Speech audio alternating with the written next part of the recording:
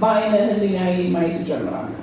ያ ትውልድ አብዛኛው አፈር ገፍቶ የሚኖር ገበሬ እንደሆነ ይታየኛል።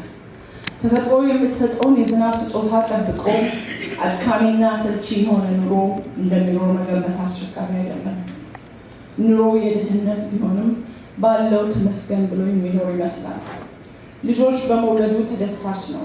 አብሮ መብላት ባህል ነው። በችግር ጊዜ መደራረስ አንዱ የኑሮ ዘይቤ አድርጎት የኖረ ህዝብ ለመሆኑ ታሪክ ይመሰክራል። በየጊዜው በሚነሱ አምባገነን ነገስታት ሹሞች የእርስ በርስ ጦርነትን የሚያዳክመው ነው።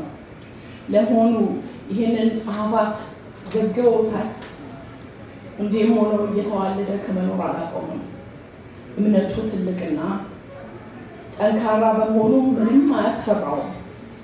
ብዙ ስለሌለው ትርፍ አይመኝም። ኃያላን ነገስታት መሪዎቹ በነገሩት መሰረት ከፈጣሪ የተላኩ መልእክተኞች ናቸው የሚል የዋህነት እንደነበረው ይታየኛል። ሆኖም ያ የዋህና ቅን መከረኛ ህዝብ ግን ቆፍጣና ነው፣ ክብሩን ጠባቂ ነው፣ ጥቃትን የማይወድ ብዙ ላላደረገችለት ሀገሩ ሟች ነበረና ጸጉረ ልውጥ ገዢዎች መጥተው ነፃነትህን ሊወስዱ ነው፣ ልጆችህን ባሪያ ሊያደርጉልህ ነው፣ አገር መሬትህን ሊወስዱ ነው ቢባል ቤተሰቡን ራሱን ጠግቦ ሳይበላ ሞፈሩን ሰቅሎ ለአቅመ አዳም ያልደረሰን ትንሽ ወንድ ልጁንና አምላኩን የቤቱን ነገር አደራ ሰጥቶ በቂ ስንቅ ሳይዝ የዘመናዊ መሳሪያ ሳይኖረው ለዛች ተወልጄ አድጌባታለሁ ላለ ውዱ ሀገሩ ሊሞት ርቆ ተጓዘ። በአስቸጋሪ ረዥም ጉዞ ደክሞ በረሃብ ተንገላቶ ታማኝነቱን ለእናት ሀገሩ በንጉሱ ፊት ዘራፍ በማለት ቃል ገብቶ በአምላኩ አማትቦ እሳት በሚተፉ ዘመናዊ መሳሪያ ጠላቱን በያዘው ጎራዴ እየሰነጣጠቀ ነበር ህይወቱን መስጠቱን ይታየኛል። ይህ ጀግና ለእኔ ከቃላት በላይ ነው፣ ከህይወትም በላይ ነው። ዛሬ ያለውን አስተሳሰቤንም ያለምንም ማመንታት ረድቶኛልና ክብር ይግባው። የኑሮ ችግር፣ የአስተዳደር አድሎ በሰው ልጅነታችን ማድረግ የሚገባንን ማድረግ እንደማይከለክለን በህይወታቸው መሰከሩልን። እኛም ይኸው ከ121 ዓመታት በኋላ የተደረገልንን ትልቅ ስጦታ በኩራት ተቀብለን ልንዘክራቸው እነሆ እዚህ እንገኛለን። ጀግንነትን ሳስብ በቅርቤ ያሉትንም እንዳስብ ያስገድደኛል።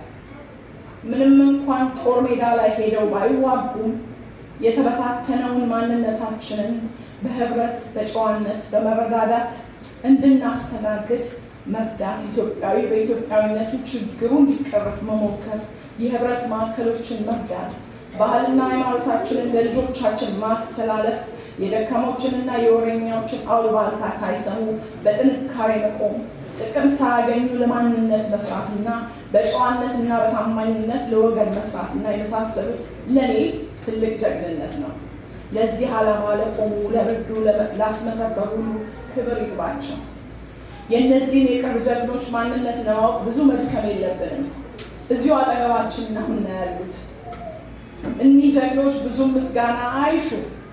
ለምን የሰሩት የረዱት ያስቀመጡት አሻራ በግልጽ ያሳብቃልና በኖሩበት ዘመን ለእኛ ህብረት ትልቅ ዋጋ ከፍለዋልና የውስጥ እርካታ እንደሚሰማቸው ጥርጥር የለኝም። የአድዋ ጀግኖች ከዚህ ሁሉ ዓመት በኋላ ስማቸውን እንዲህ ይነሳል ብለው አይደለም ያደረጉት። ክቡር ተጋድሎ የተፋለሙት ማድረግ ብቻ ስለነበረባቸው እንጂ እነዚህም የኛ የቅርብ ጀግኖች ያደረጉት በሙሉ እንደ ሰው ልጅ ማድረግ ይገባኛል ብለው የሚያምኑ ለህሊናቸው ኩራት የቆሙ ባላቸው ቅን አመለካከት ለተሳተፉበት ማህበራዊ ድርጅት ትልቅ አስተዋጽኦ ያደርገዋል። ታሪካቸውም በዚህ ስራቸውም ይዘገባል። ዝም ብለው በመነታረክ በመለያየት ወይም ሌላውን አፍኖ በመያዝ የኔ ብቻ ይሰማ ብለው አላስቸገሩ። በራሳቸው አመለካከትና ውሳኔ የሌላውን መብት አፍነው ጥቅም ለመውሰድ ወይም አመራር ቦታቸውን የሰጣቸውን ስልጣን በስህተት አልተጠቀሙበትም። የአመራር እውቀታቸውን ተጠቅሞ የተደራጀ ዘለቄታ ያለው ምሳሌ ሊሆን የሚችል የማህበረሰብ ማህበር መሰረቱ እንጂ ይህም በዚህኛው ዘመን ውጥንቅጥ ብርቅዬ ጀግና ያስብላለቸውና ክብር ለነሱ ይሁን። ህብረተሰብን ማስተዳደር ጨዋነት ይጠይቃል። ያልተቆጠበም ትግል ይጠይቃል። ጊዜ ይወስዳል። ከቤተሰብ ከራስ ህይወት ጋር ትልቅ ትግል እንዲፈጽሙ ያደርጋል። ከሰው ጋር ተስማምቶ መስራት ይጠይቃል። በጠቅላላው ትልቅ መስዋዕትነት ይጠይቃል። እኒህ ጥቂት አጠገባችን ያሉ ጀግኖች ግን ይህንን ሁሉ በሚያስገርም ሁኔታ በኩራት፣ በደስታ፣ በቅንነት መርተው ዛሬም እኛ ይህንን ድንቅ ባህል በአንድነት እንድናከብር አድርገዋልና ታሪክ እዚህ ላይ ይጀምራል። ለእነዚህ ጀግኖቻችን ለቤተሰቦቻቸው ሁሉ ሁላችንም ከመቀመጫችን ተነስተን ልናጨብጭብላቸው፣ ልናሞግሳቸው፣ ልናከብራቸው ግድ ይላል።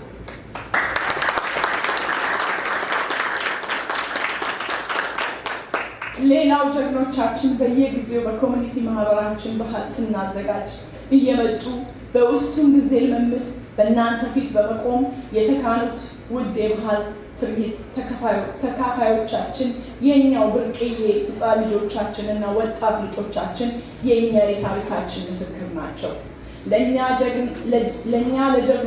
ለኛ ጀግኖቻችን ናቸው። ለነሱም እጅግ የከበረ ምስጋና ይግባቸው። የጀግኖች አባቶች የጀግኖች አባት አያት ቅድመ አያቶቻቸው አባት አምላክ ይጠብቃቸው። ኢትዮጵያዊነት በደማቸው ገብቶ ማንነታቸውን እንዲያቆይ ይርዳቸው።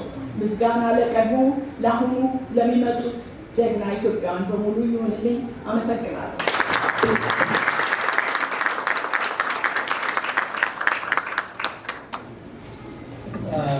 እግዚአብሔር ይስጥልን ዘኔ